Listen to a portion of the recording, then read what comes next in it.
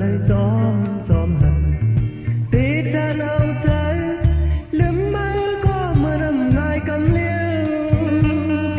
có bài tê bồn quả có cứt tê tứcคนอยู่ในใจก็เปื้อว่าเก่าหักมาในอกตั้งในใจสายย้อนสู้มือเลยถึงสู้เพื่อกาดอยู่เย็นใจเมื่อหักก็เลยเมื่อมีในอกเพื่อสู้เลยหักกันต่อจบ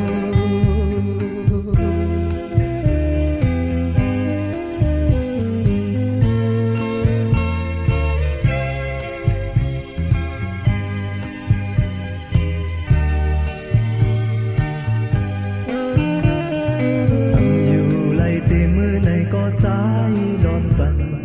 anh tê biên lý tăng một nơi hàm lại nó ngồi